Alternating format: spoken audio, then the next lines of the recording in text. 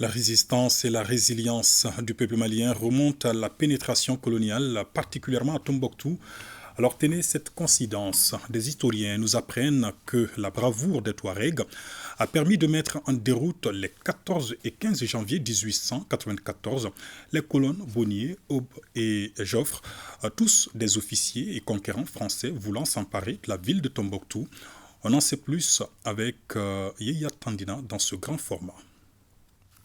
Au cours de ses recherches sur Tombouctou, l'historien maroco-juif de nationalité française Jean Abitbol disait ceci. Tombouctou impressionne par 4 choses, je cite, le savoir du Sani Haja, le pouvoir des armes, la baraka des Kunta et l'influence touareg. Ce dernier constat de notre historien s'agit de l'influence touareg qui se traduit par leur attachement à leur environnement vital, explique également leur farouche défense de leur terroir durant toutes les tentatives d'invasion, y compris celle de la pénétration coloniale. Ainsi, la ville de Tombouctou, qui fait l'objet et l'admiration de tous les conquérants, sera occupée 13 fois, y compris celle de 2012. Sur ce chapitre des luttes coloniales, il faut préciser que les Imouchag de Tombouctou furent exceptionnellement des vainqueurs avant de grossir le rang des martyrs. De Gorfouhondou près de Direy, en passant par Takoubao sur la route de Gundam, Ouroumeira entre Tombouctou et Kabara, et enfin Toyo Farou. Par rapport à la résistance à la pénétration coloniale française, les Touaregs ont joué un très grand rôle. C'est une communauté qui n'a jamais accepté la colonisation française. Donc ils avaient factuellement 2 alliés, donc ils étaient avec les Kunta, ils étaient avec les Armas. Donc vous n'ignorez pas qu'à la pénétration française, Yahya Kaya aussi s'y est opposé. Et devant le fait accompli, il s'est réfugié à Arawan. Donc il y a ça, c'est un fait. Mais il y a eu 2 événements marquants par rapport à la résistance touareg concernant Tombouctou.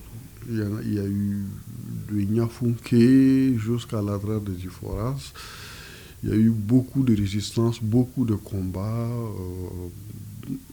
beaucoup de morts. Le bataille a été mené. En ce moment, c'était Mohamed Agawab, qui était le chef de la tribu. Et c'est lui qui a dirigé les opérations. Il est avec son frère Chaboun Akfandagamon, qui a été blessé au cours de ces batailles. Il y a une grande bataille qui s'est tenue ici à Tampumbao avec le Français. En particulier le colonel Bonnet avec ses troupes. Donc les Tingrégif ont été alertés, ils sont venus, ils ont vraiment combattu.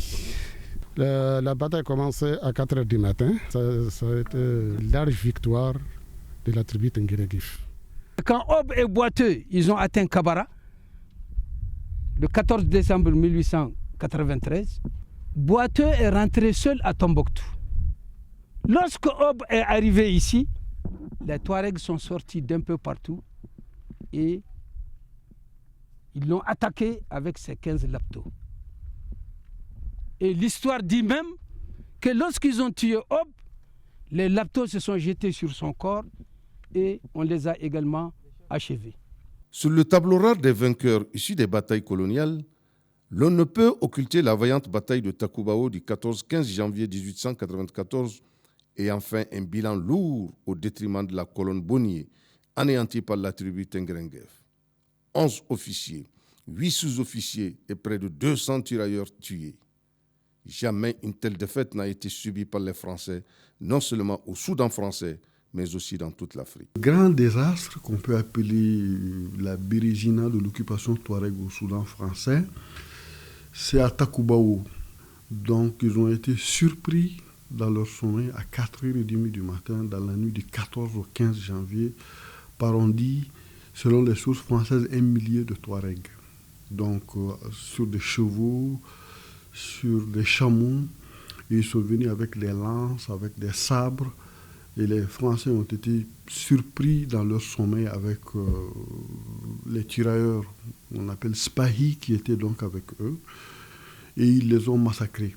Avec une technique de guerre particulière, ceux qui sont venus en lançant devant eux des animaux et en poussant des cris de guerre qui ont donc effrayé les Français dans un environnement qu'ils ne connaissaient pas. Cette souveraineté chèrement acquise au prix du sang de nos dévanciers est la preuve de l'engagement des plus hautes autorités de la transition à magnifier le mois de janvier et à commémorer la date historique du 14 du même mois, avec comme arme le sabre, le bouclier et enfin le cheval et le chameau pour la logistique. On peut s'inspirer de cette bravoure, on peut s'inspirer de ce qu'ont fait ce Touareg, Tinguereguef, Kalantassar, pour dire que on est dans notre territoire, on l'occupe, on y a notre pouvoir, notre autorité et on est décidé à lutter jusqu'au bout pour conserver notre territoire. Comme disait Ahmed Baba el-Soudani, la résistance n'est pas que la violence. La résistance intellectuelle est l'une des meilleures stratégies pour la victoire.